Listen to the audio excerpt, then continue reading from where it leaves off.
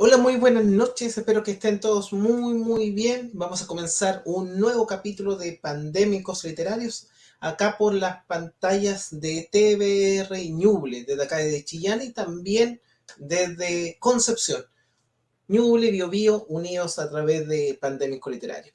Vamos a invitar a mi amigo Ale para comenzar de inmediato con el capítulo de hoy, que va a ser un capítulo distinto, sin invitado, pero va a ser bien interesante lo que pretendemos abordar. Ale, ¿cómo estás? Muy bien, deleitándome con esta música muy propia de los personajes que vamos a trabajar hoy, ¿cierto? Y del escritor en particular. ¿Mm? Eh, Contento porque uno de mis escritores más que siempre me ha gustado, me ha llamado la atención. Quizá he intentado de imitar cuando he tenido la oportunidad de escribir ciertas cosas. Así que feliz de poder encontrarme aquí con mis amigos, ¿cierto? Del público de Pandémico Literario y contigo, JP Cifuentes, que siempre es un agrado. Y también con aquella voz que nos susurra en el oído, ¿cierto? Con Nelson. Sí, Bienvenidos, pues bienvenidos. hoy día tiene voz, ¿ya? Sí, hoy día tenemos un capítulo especial eh, dedicado a la vida, obra de William Shakespeare. Yo le quiero decir el juicio de Shakespeare, pero eso lo vamos a ver un poquito más adelante, qué tal, lo que ocurre.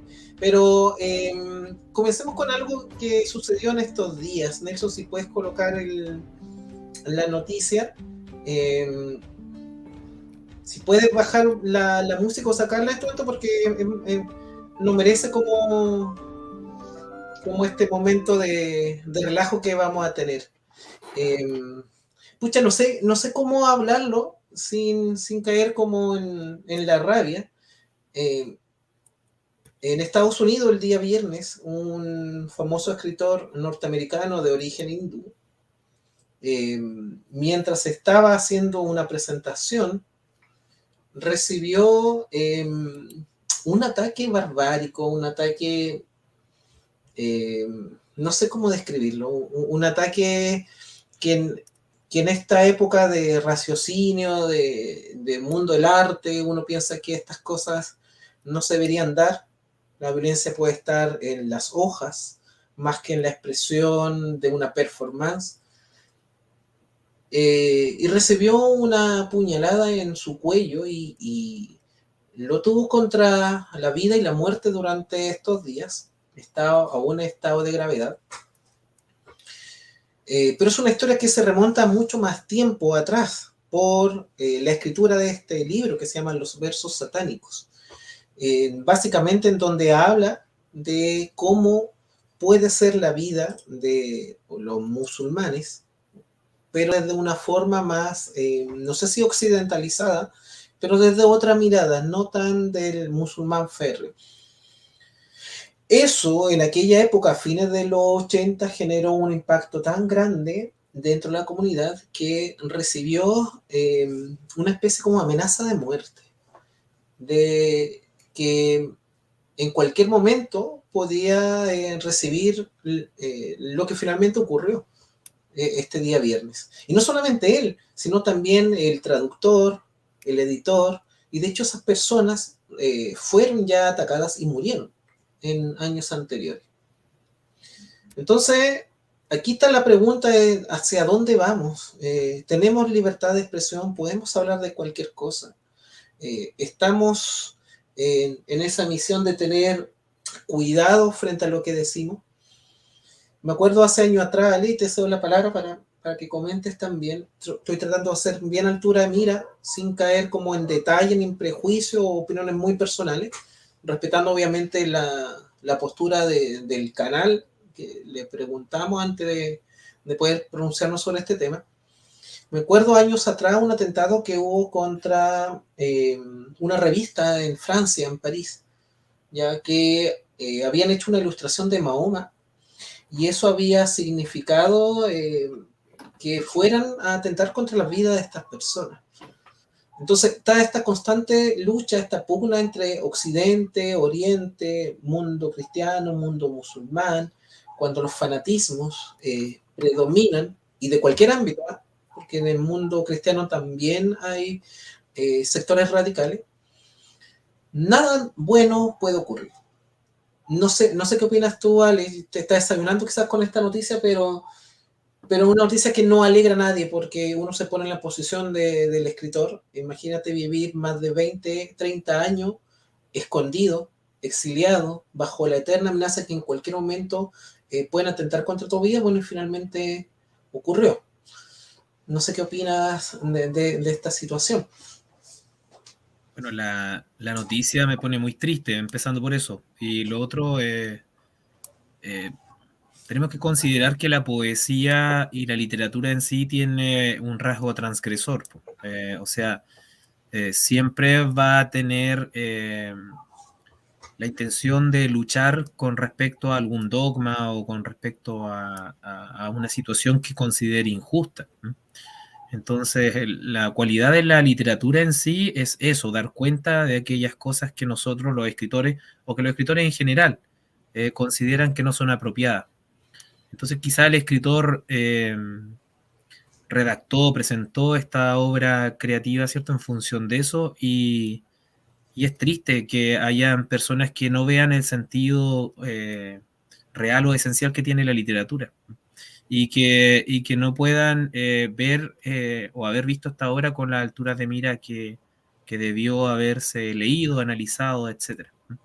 Y haber hecho juicios, pero desde la palabra misma, no desde las acciones como sucedió acá.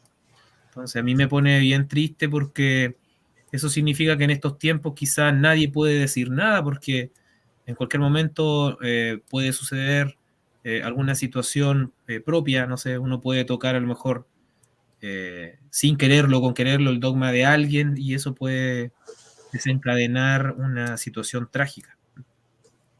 Sí, totalmente de acuerdo. Los dogmas son complicados, han sido históricamente complicados a lo largo de los siglos. Vamos hoy día a hablar de un escritor de hace siglos atrás. Los dogmas son complicados. Y escribir acercándose a una crítica a los dogmas es más complicado todavía. ¿Ya? Mira, actualmente terminé de ver una serie que está en Star Plus, que se llama Por Mandato al Cielo, que es un libro que está basado en atentados reales que ocurrieron en Estados Unidos, en el estado de Utah, realizados por integrantes de la Iglesia de Jesucristo de los últimos tiempos, los mormones.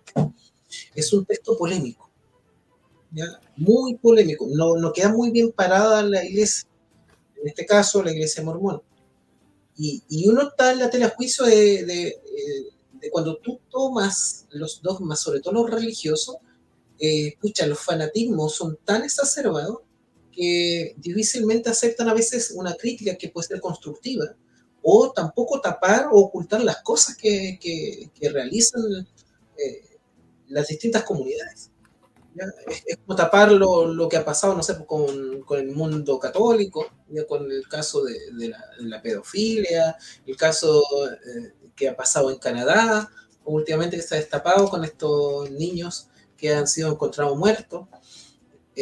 Esas situaciones no se pueden tapar, se deben criticar, y los escritores están muy llamados no necesariamente a hacer esa labor, porque uno puede escribir de lo que quiera, pero el escritor que quiera hablar sobre eso debe tener la libertad y no por eso estar amenazado de muerte. Entonces, es lamentable la situación que le ocurrió a este escritor hindú este día viernes en Estados Unidos. Ya, pero cambiemos mejor de ánimo, volvamos a estar escuchando la música. Te invito a un viaje. Trasladémonos a siglos atrás. Shakespeare. ¿A ti te gusta Shakespeare? Lo dijiste recién. ¿Ya? Ni siquiera te puedo hacer la pregunta: ¿Shakespeare o Cervantes entonces? Oh, qué difícil. Pero a mí me sucede algo complejo que, bueno, con Cervantes uno lo puede leer directamente del español. Con Shakespeare me sucede que que me gusta, pero no he tenido la oportunidad de leerlo desde el idioma. Entonces, creo que desde lo que me ha llegado de Shakespeare, me gusta más Shakespeare que Cervantes. Pero aún así, Cervantes para mí es espectacular, ¿ya? Siento más afinidad con Shakespeare porque me gusta harto la dramaturgia, ¿ya? No porque considere que sea mejor o peor, sino porque me gusta la dramaturgia y me gusta la poesía. Y Shakespeare, como vamos a ver hoy día, es la combinación perfecta de estos dos géneros, pues, el género de la poesía y del teatro. Así que ahí está mi decisión, o sea, me eché al agua, me lancé. Me parece, un hombre decidido, aparte que tenías que hacerlo porque tú vas con una postura pro Shakespeare el día de hoy, que ya vamos a contar o menos de qué es lo que pretendemos hacer. No es mala por si acaso, sino es un ejercicio literario de poder colocar en tela de juicio a Shakespeare, pero también basarlo en sus obras, ¿ya? Me acuerdo que en Pandémico Literario atrás, temporada anterior, creo que hicimos un capítulo de Shakespeare y hablamos harto rato de él, de sus obras. Eso. ¿Cuándo empezó usted a escribir? Mira, lo que diga el maestro, para los que no lo conocen, él es Juan Carlos Honesto. Él es mi mentor, mi ejemplo a seguir, por muchas razones, pero cada vez que lo mencionamos sucede algo, así que vamos a tratar de no invocarlo tanto, aunque este capítulo está totalmente enfocado al mundo venetiano por la mirada que nos da. Ale, y si te dijera que está en tela de juicio que Shakespeare sea el autor de todos estos relatos, aún así consideras que es el mejor escritor o mejor que Cervantes?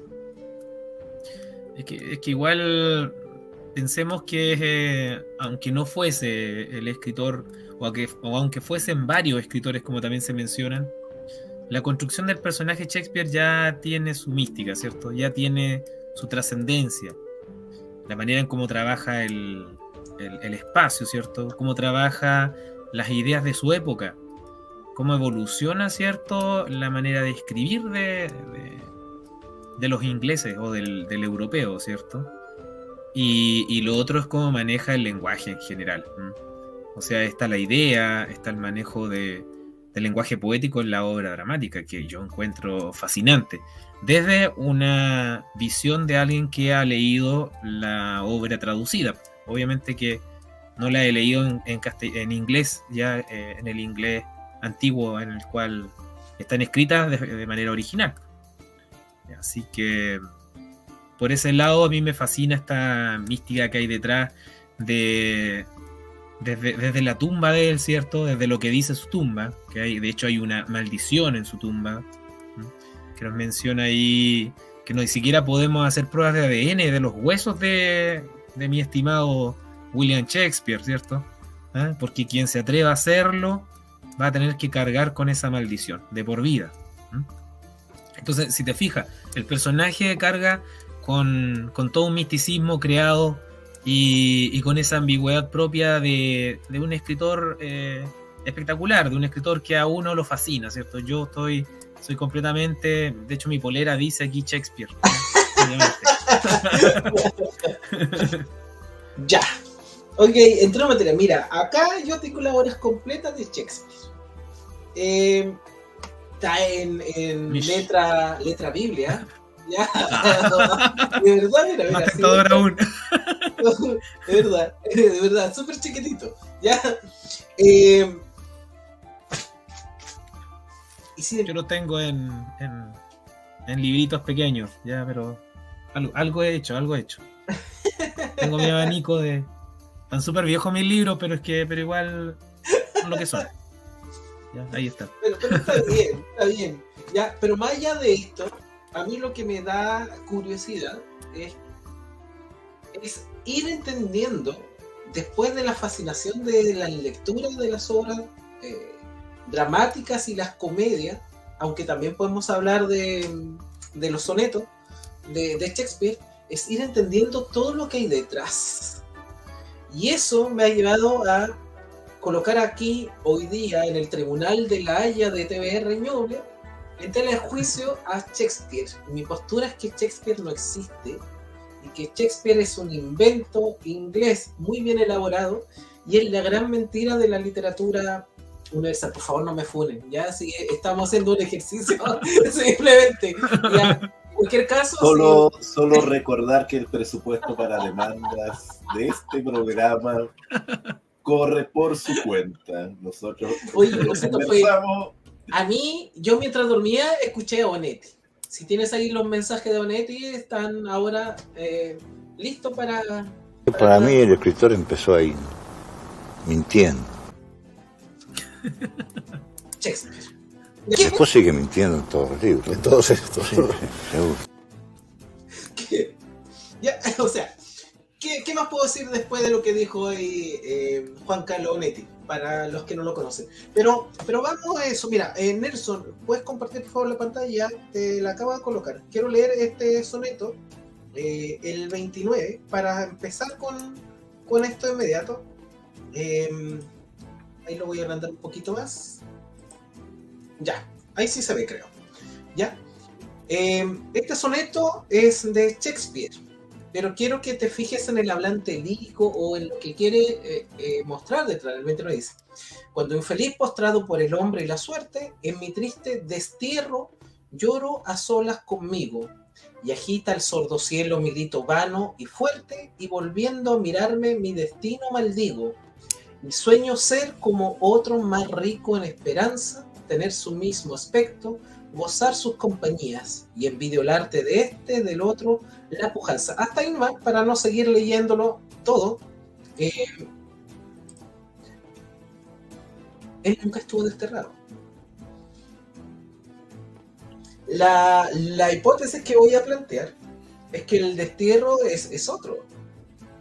Quien escribe el poema, el soneto, es otro. Pero vamos a ir hilando para allá. Lentamente, pero también hablemos de las obras, hablemos un poquito de las obras. ¿Con qué quiere empezar de Shakespeare? Porque vamos a ir desmenuzando de a poquito esta teoría de que no es Shakespeare quien dice ser. Mira, yo tenía pensado comenzar de forma cronológica, pero creo que me gustaría más comenzar desde la obra cumbre, podríamos decir, o más conocida, más famosa, en realidad más popular de Shakespeare, que es la obra que todos conocemos, quizá, no sé, por los 15 años, primer año medio, ya por ahí, segundo año medio, que es Romeo y Julieta. Yo pensé que era mucho ruido y pocas nueces. Nah. Puede ser. Pero Romeo y Julieta, ¿cierto? Una de las obras, bueno, la mencionamos en el pandémico anterior, ese como de 8 horas, ¿cierto? Sí. Romeo y Julieta tiene la cualidad de ser la obra o una de las obras que ha sido llevada más veces al cine, de las obras de Shakespeare. Y lo otro es que nos habla de una realidad propia del adolescente en particular, que es ese enamoramiento enceguecido, ¿cierto? Y que muchas veces ha llevado a los adolescentes a la muerte. Entonces, es una obra que es atingente, que se retoma, ¿cierto? Y que a los adolescentes en general les gusta mucho. ¿Por qué? Por la tragedia misma, por este amor desenfrenado, por el lenguaje que utiliza. A veces los jóvenes quizá no entienden a cabalidad los diálogos de Romeo y Julieta, pero sí los sienten, ¿ya? Y los hacen suyos con mucha pasión. Entonces eso provoca de que es como un texto hecho para ellos, es un texto diseñado para ellos. Y el fin trágico que tiene, obviamente, es fascinante, ¿cierto? Es fascinante porque el adolescente de esa edad, o que está en ese periodo, o que está pasando por este primer enamoramiento intenso, ¿cierto? Le gustan las cosas trágicas, le gustan las cosas descarnadas, ¿cierto? Le gustan los finales con catarsis. Y Romeo y Julieta es la combinación de toda esa efervescencia adolescente, ¿cierto? En su máxima expresión. Interesante punto. Voy a hablar de la obra primero. Yo veo Romeo y Julieta, la película, o leo el libro, y me acuerdo del Titanic, no sé por qué. La escena del Titanic de cuando DiCaprio muere. Todo el mundo sabía que DiCaprio caía ahí había espacio para que él sobreviviera, ¿ya? Era suficientemente grande esa puerta para que cupieran las dos personas. Sin embargo, ahí DiCaprio murió, y hasta el día de hoy lo siguen deseando. Eso lo llevo al final de Romeo. Oye, dicen que a DiCaprio le costó recibir el Oscar por lo mismo, por haber muerto en Titanic. De hecho, no le perdonaban esa muerte. Yo pensé que no le perdonaban que cuando había muerto como Romeo había pestañeado. Porque eso también lo hizo, ya, pero era joven. Mira, a mí esa película de Romeo y Julieta no me gusta mucho, o sea, tengo que ser sincero. Es muy actual. La actualización de las pistolas, no sé, como muy... Me escucho ahí que me da... Claro. Esa mirada, bueno, pero eso son distintas miradas. Pero, lo otro, como yo soy fanático de la literatura fantástica, yo imaginé que DiCaprio en el Titanic iba a abrir la puerta, iba a entrar, ¿cierto?, a otro espacio, otra dimensión y todos felices, ¿te fijas? ¿Ya? O al revés, quizás hubiese sido el infierno, ¿ya? Pero para haberle dado un final a lo mejor distinto. DiCaprio fue como un Romeo, se sacrificó, después... Es que Julieta hizo exactamente lo mismo que la protagonista, ¿ya? ¿Cómo nadie le entregó el mensajito de esta muerte? Si van a planificar una muerte, ¿cómo no le entregan el aviso bien? Entonces yo parto eso de esa incertidumbre. La verosimilitud ahí se entró a un entredicho gigantesco. De hecho, encuentro más verosímil, por ejemplo, lo de Crónica de una muerte anunciada, que intentaron avisarle a Santiago Nazar, pero por circunstancias azarosas nunca se enteró que lo querían matar, hasta cuando casi llegando a la casa y los hermanos acribían con Santiago. Es más verosímil esa historia, es que todos supieran. Acá, una planificación de un simulacro termina en pésimas condiciones, ¿ya? En una tragedia absoluta.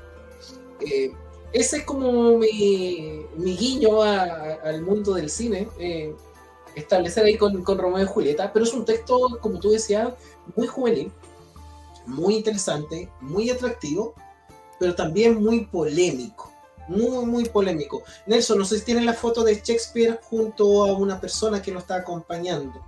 Creo que ya es momento de presentar a ese personaje. Por ahí lo está buscando nuestro querido amigo.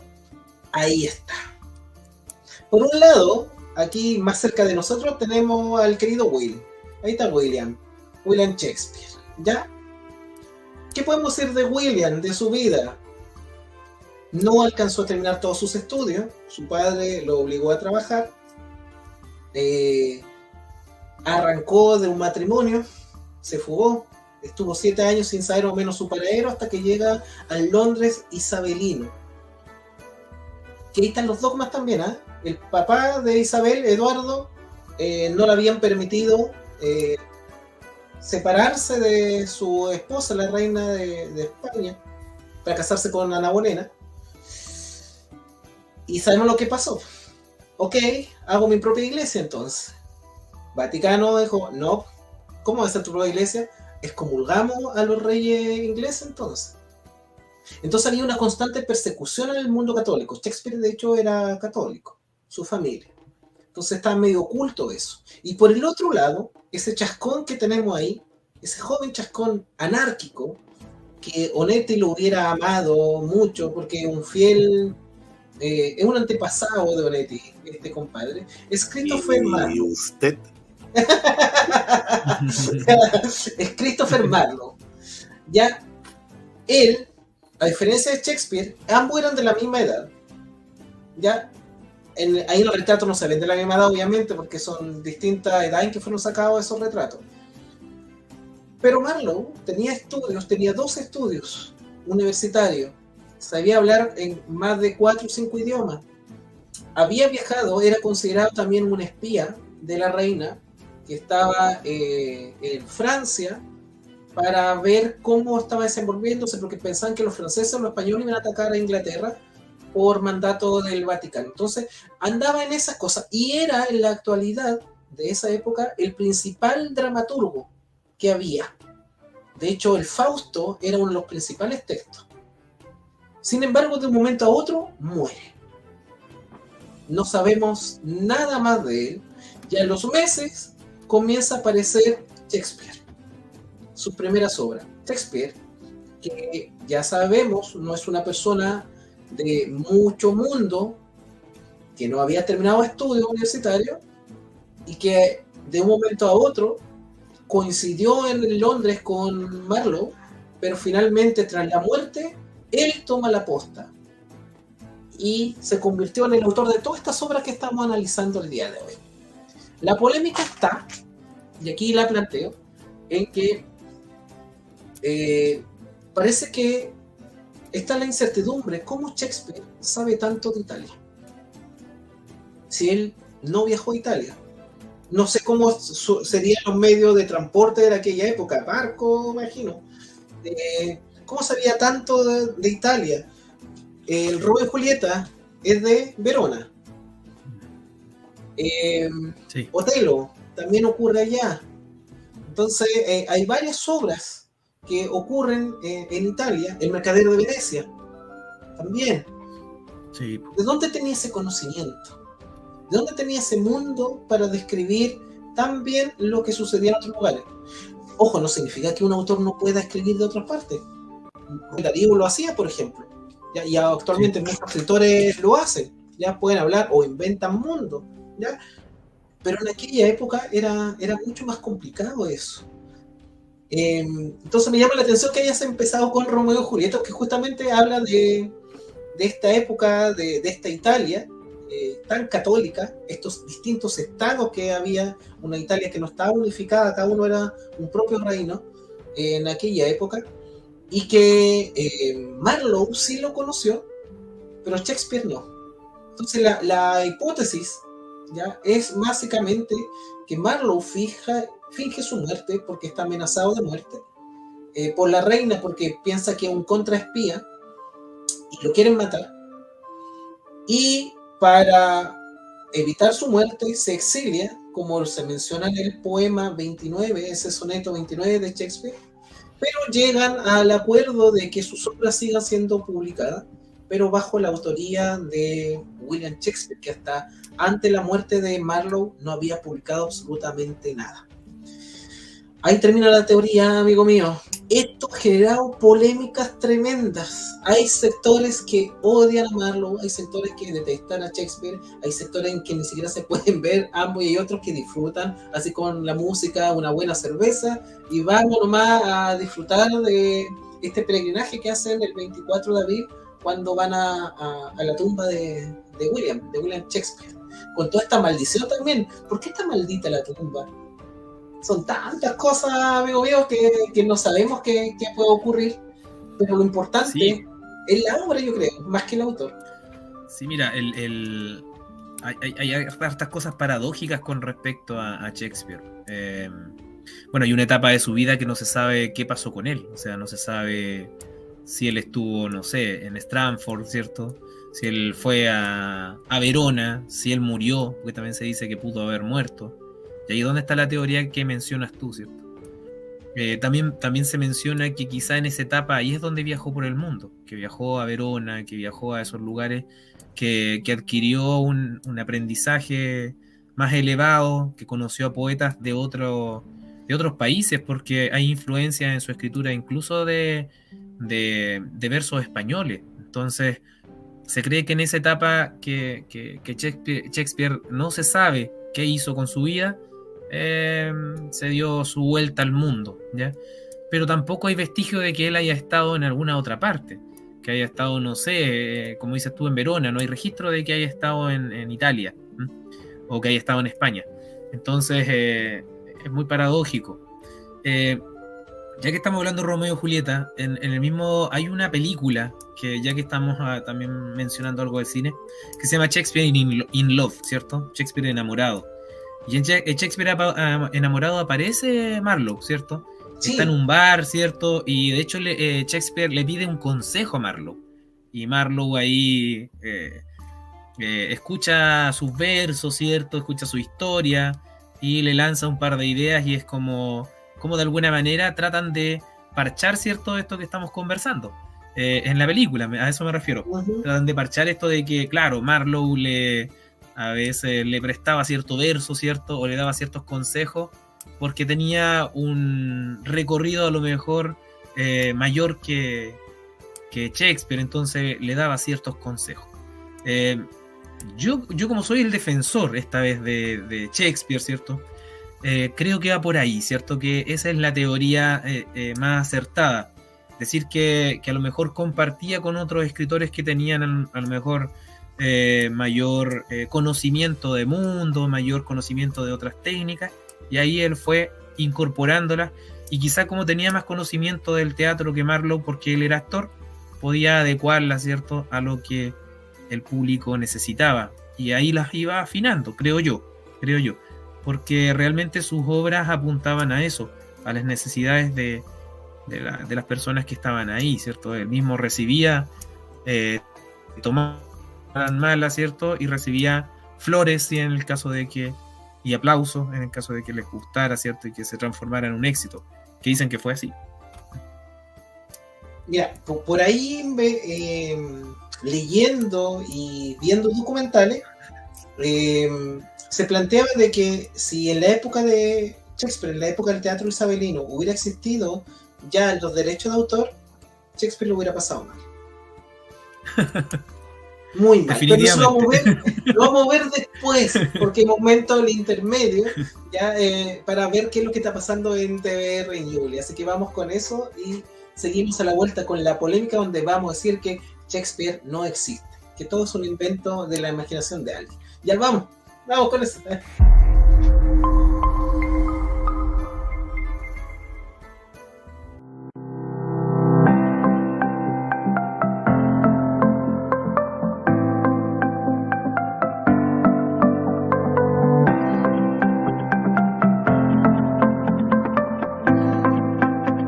Hola amigos, quiero invitarlos a que vean este canal, TVR Ñuble, y en este canal mis reportajes donde podrán conocer lugares de Chillán y de nuestro país, Chile. Soy Manuel Guerra, director y productor de Reportajes MG, y les vengo a mostrar lugares increíbles de nuestro país, lugares también vistos desde el cielo con un dron. Entonces quedan todos cordialmente invitados a que nos juntemos en este canal TVR Ñuble. Nos vemos.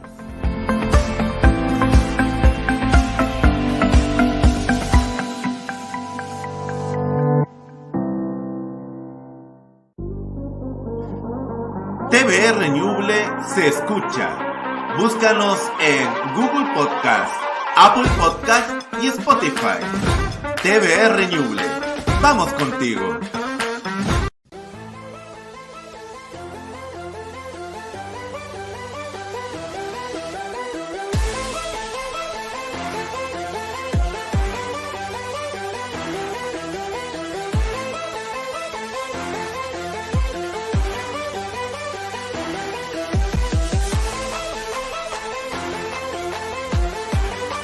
Rincones del sur del mundo. Sábado, 12 horas, por TVR Ñuble.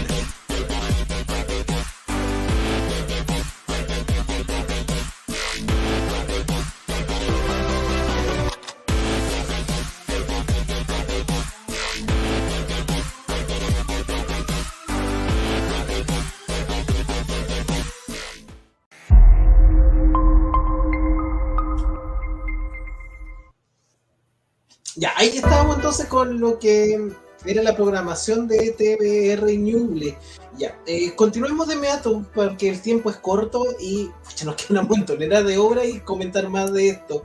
Sigamos en Italia y con un cierto paisaje o legado o viaje a no tan lejos, también en Europa, a Chipre, que es lo que transcurre entre Italia y Chipre, que es lo que ocurre en Otelo. A mí me gusta Otelo porque es distinta a otras historias ya de Shakespeare. Es un drama, es una tragedia, pero en donde el protagonista está siendo embaucado siempre por los celos, ¿ya? Ese embaucamiento, esa como vocecilla que este compadre que le tiene envidia, ¿ya? Que lo único que quiere es destruir a Otelo. No sé si lo quiere destruir por ser afrodescendiente, no tengo ni la menor idea, si por su color de piel, puede ser. Que termina con estas trágicas consecuencias de la muerte de esta mujer, de esta esposa, a manos de Otelo, pensando en una infidelidad que nunca existió. Entonces, aquí vemos, a ver cómo lo digo porque suene bonito, aquí vemos una tragedia que habla de muerte, de femicidio, habla de violencia, de engaño, de celopatía, intolerancia, en todo el sentido de la palabra. Yo creo que esa sería como elemento justo. Estamos hablando hace siglos atrás, y eso sigue totalmente vigente en la actualidad. Por eso Otelo le encuentro una obra interesante de leer, porque plantea muchas interrogantes que en la actualidad siguen muy, muy vigentes. No sé qué te pasa a ti con Otelo. Mira, a mí me encanta Otelo. De hecho, hay un grupo musical rockero que se llama Desdémona, que estuve escuchando un tiempo, donde habla del llanto. Hay un tema que se llama, que es muy triste, que se llama Las lágrimas de Otelo, y que narra de alguna manera, es un grupo metal italiano, así que si lo quieren buscar por ahí. Y es muy triste el tema. Y creo que va por ahí, va por el tema de la inseguridad, ¿cierto? La inseguridad del protagonista en este caso. Desde un comienzo, el joven le narra esta historia, ¿cierto? De las aventuras que él tenía como militar a Desdémona. Y Desdémona desde pequeñita comienza a sentir cierta afinidad con Otelo. Finalmente se enamora perdidamente de él. Otelo nunca creyó que Desdémona estaba enamorado de él. ¿Por qué? Por ser un hombre de color, empezando por ahí. Y ahí está el tema del racismo, creo. Cosa que todavía es tingente. Creo que Shakespeare, esa es la cualidad que tiene, que sus temáticas, es un clásico por lo mismo. Sus temáticas como que no han pasado nunca de moda. El tema del amor, el tema de esto, del ser un hombre de color, cosa que todavía vemos en lo que sucedió ahora en la noticia también, ¿cierto?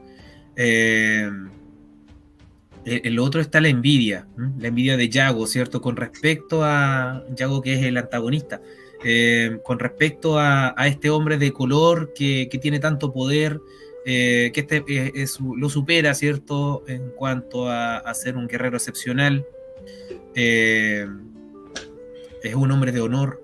Y lo otro es que la mujer más hermosa y también influyente se enamora de él, a pesar de ser un hombre mayor también, porque ella es mucho más joven que él.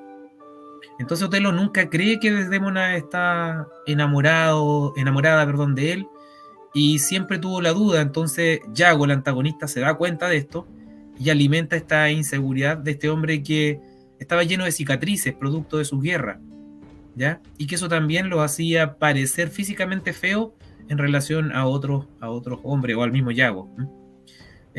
Creo que esto de la inseguridad, esto de que tu mente te juegue malas pasadas, creo que es algo que también está presente, ¿cierto? En las obras de la actualidad y en el ser humano de nuestra época también.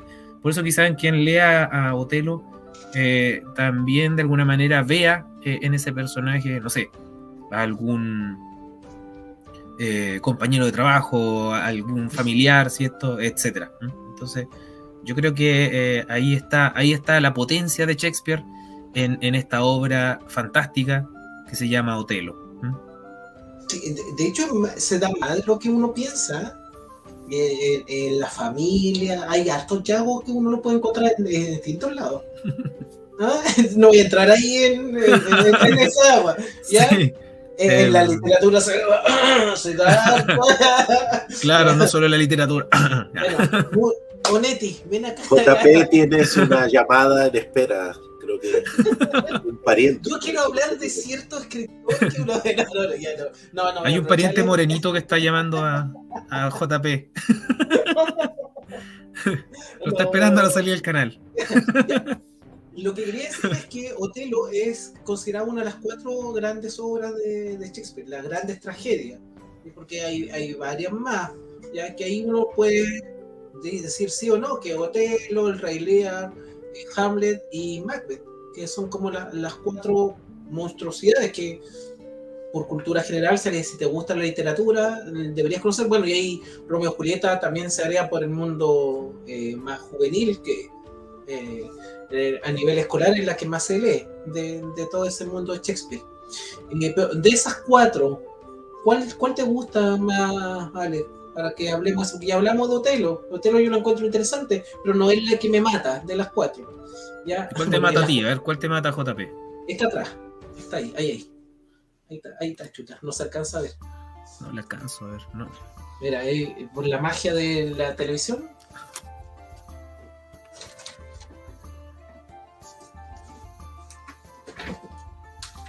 Ah, espectacular. Ahí sí, ahora sí. Ya, yo creo que esta es la obra más de onetiana que hay de William Shakespeare. Ya, Macbeth. Ya, es la obra más. Oye, no se puede hacer publicidad, pero en abril compren los libros de acá, vayan a un servicentro, tapadura, ya, no son caros, ya, publicidad que pasó, y de verdad, es tan la obra esa. Macbeth es un clásico. No sé si me gusta más Macbeth o Lady Macbeth, no sé cuál de los dos, pero ese conjunto son maquiavélico, ese matrimonio que hacen de todo, lo convierte en un clásico de clásicos. Para mí es una obra fundamental. Si yo alabo a Shakespeare por muchas de sus obras, yo lo alabo por esto. Tiene unos diálogos tremendos, donde juega con el concepto de la sangre que tiene en sus manos, la conciencia que después comienza a aparecer en los personajes, y el sentido del poder. Este constante poder que hace de que alucine y que busque de una u otra forma seguir adelante. Esta obra me llama mucho la atención. Bueno, aquí no debió haber viajado mucho porque esta obra sí ocurre en Gran Bretaña, así que aquí Shakespeare le puedo dar como partida que Shakespeare pudo haber escrito esto. No sé qué te pasa con Macbeth. Mira, a mí me encanta. De hecho, yo escribí un mini ensayo y lo hice podcast relacionado con Macbeth, que lo vinculé con bueno, hay una escena que me fascina, y ahí voy a hablar del ensayo, que me fascina porque hay él va a donde unas brujas para que le lean el destino. ¿Sí? En un caldero. Es espectacular cómo lo presenta Shakespeare.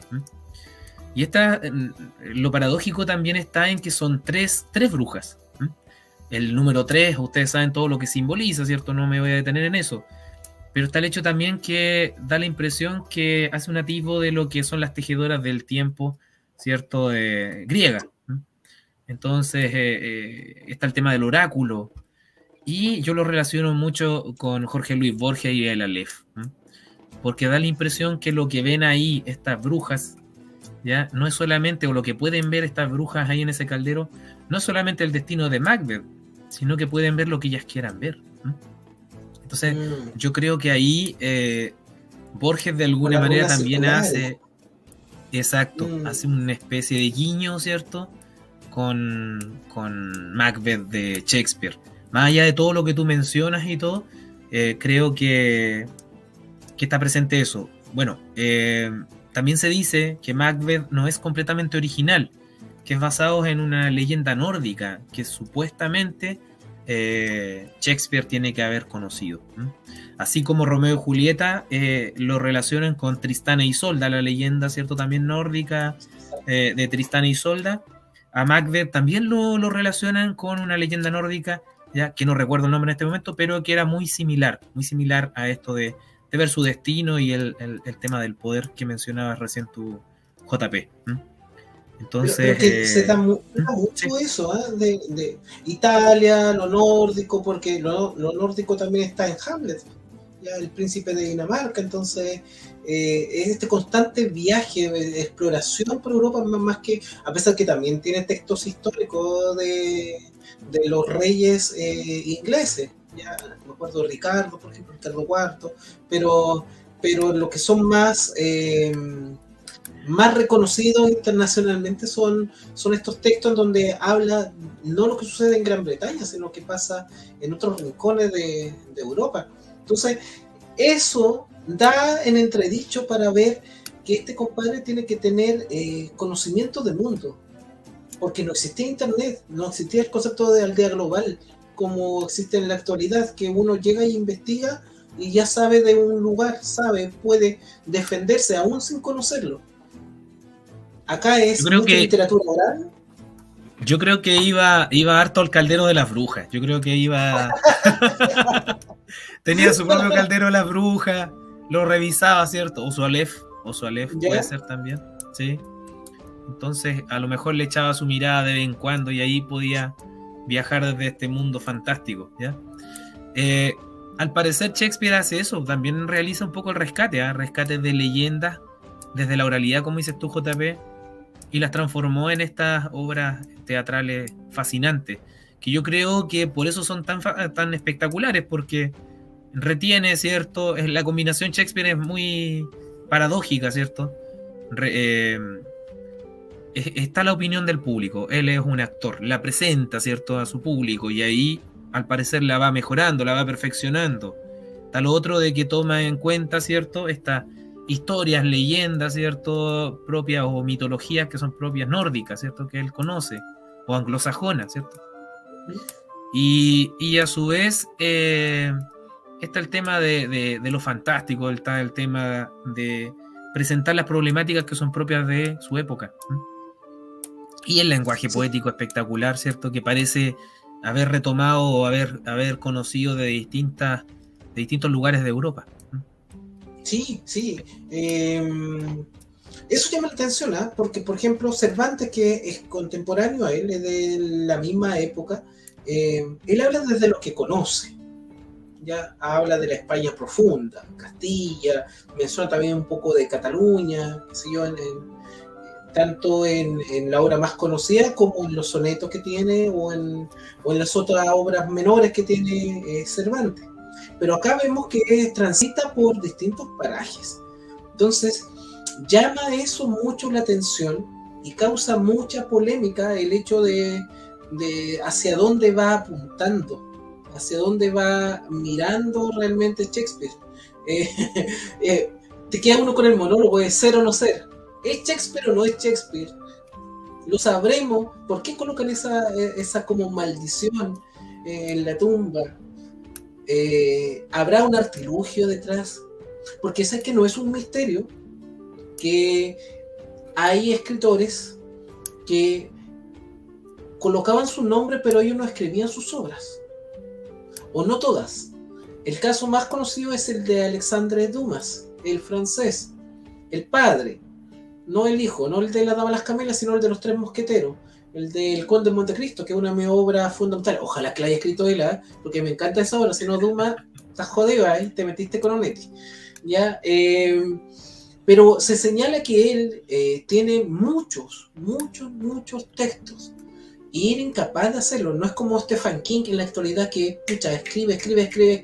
¿Por qué? Porque el compadre tiene un método que todos los días escribe 6 páginas, todos los días 6 páginas, entonces en 2 meses te tiene listo un libro, ¿ya? Pero en aquella época no. Entonces compraban los textos, hacían que otros los escribieran, pero ellos colocaban sus nombres. No sé si pasa acá lo mismo con Shakespeare. ¿Hacia dónde va apuntando? Yo creo que va a ser un misterio sin resolver, pero son muchas las incertidumbres que hay como para delimitar el camino a seguir de qué quiere.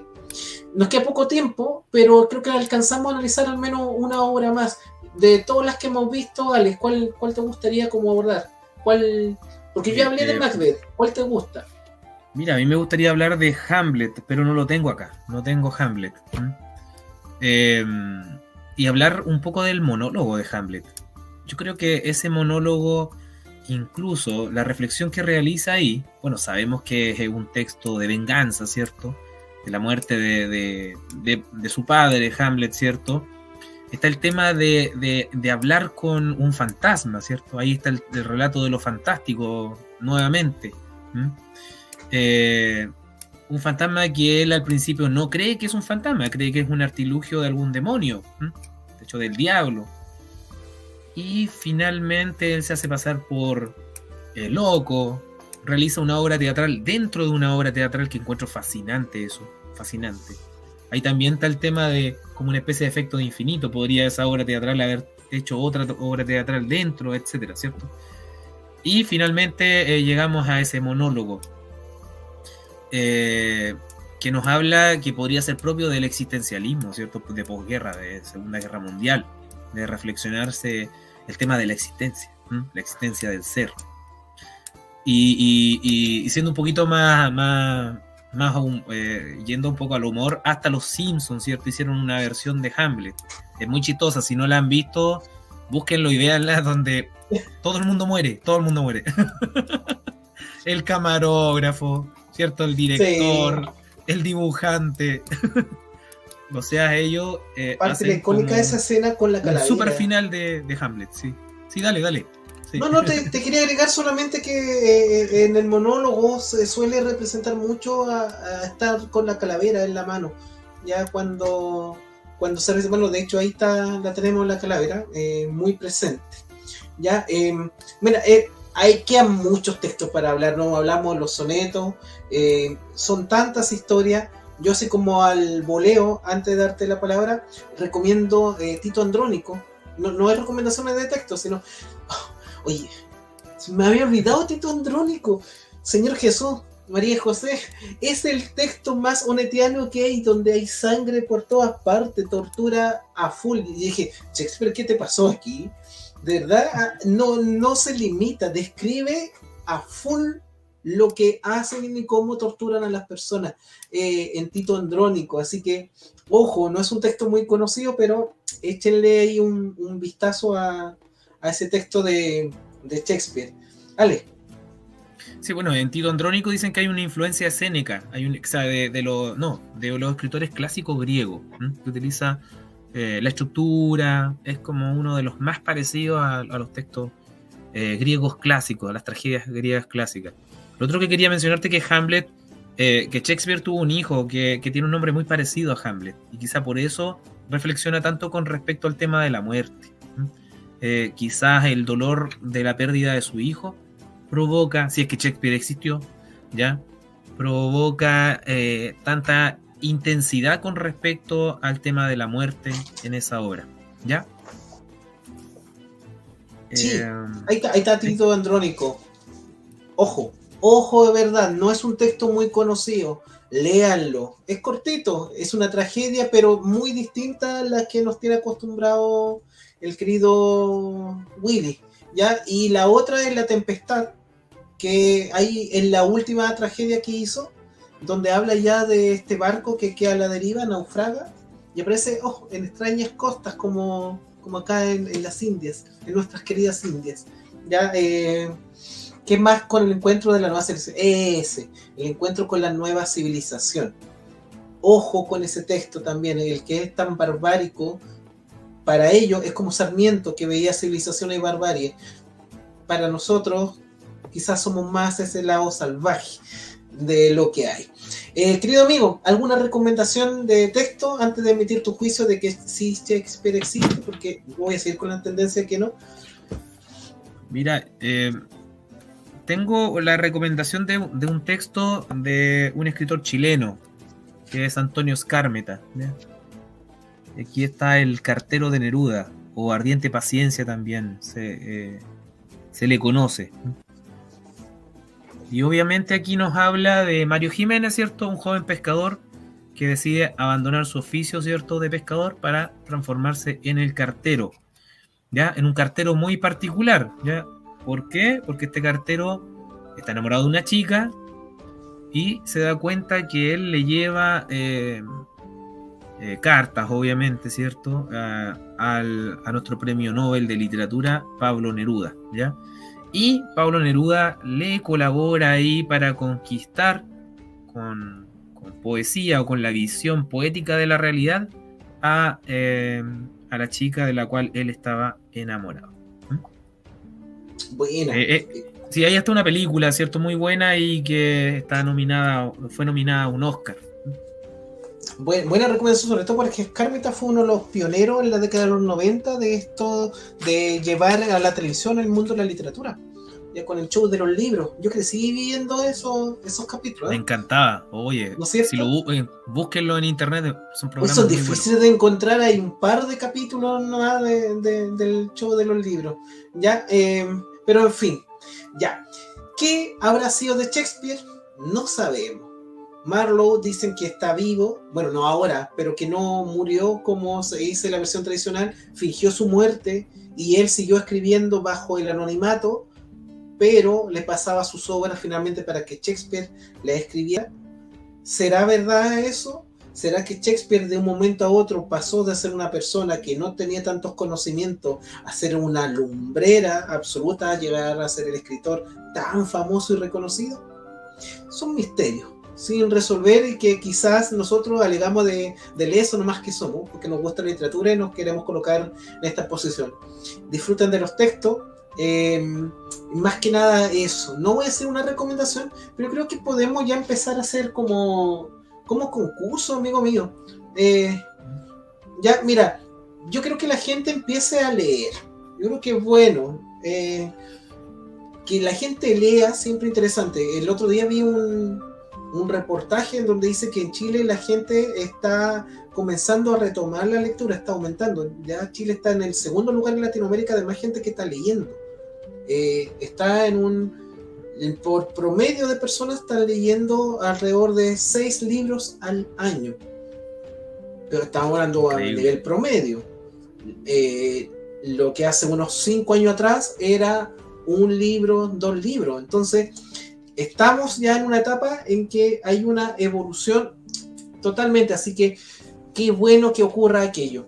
Adivina qué voy a hacer yo, voy a regalar este. Ya, no pueden participar ni tú, Ale, no pueden participar ni tú, Ale, ni Nelson.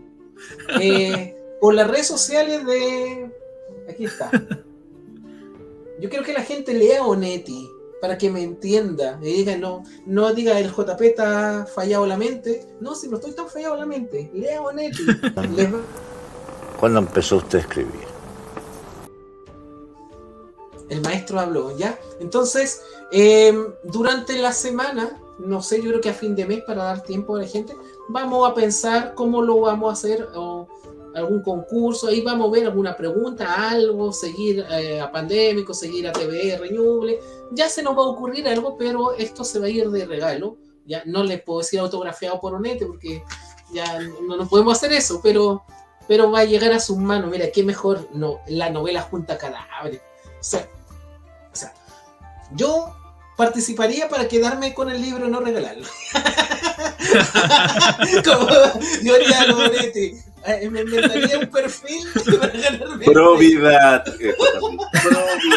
por favor. A todo esto. Oye, ya estamos en hora, chiquillos. Por interno nos dicen que hay otra demanda con respecto al texto también, ¿ya? No puede hacer un concurso y no querer regalar el texto, pues. ¿Cómo es la cuestión? Bueno, pero si Onetti hacía esto, es un mundo bonito. Me acabo de arrepentir, el texto no lo voy a regalar. Va a llegar la pura funda nomás, la pura funda. Le puedo enviar la portada, ya. Pero como a nivel de fotocopia, ya, para que lo pueda tener. No, ya, ok, despidamos el capítulo. Que estén muy bien los que nos están viendo acá, los que nos van a ver en las retransmisiones, por las distintas señales, los que nos van a escuchar por el podcast. Ya sabemos que ahora nos pueden escuchar también por el podcast, nos pueden seguir en nuestras plataformas, en Pandémicos Literarios, ahí en Instagram encontramos, y por las distintas señales que tanto Ale y yo tenemos. Así que un abrazo, amigo mío, espero la próxima semana tener mejores noticias y no empezar con esta lecera con la que empezamos hoy día, y que otros definan realmente si Shakespeare existió o no. Nosotros disfrutemos de los textos totalmente. Sí. Chao amigos, y antes decirles que hay una película de Shakespeare que se llama Anónimo y que también hay una versión distinta de quién supuestamente fue Shakespeare. ¿Mm? Se los dejo ahí para que lo busquen y la vean si es que ya no la han visto. ¿Ya? Un abrazo grande, JP, Nelson, y a todos aquellos que disfrutan de la literatura con nosotros acá. Un abrazo gigante y hasta la próxima semana. Es mentira esto, esto no va. Ya, nos vemos. Chao, chao. Nos vemos.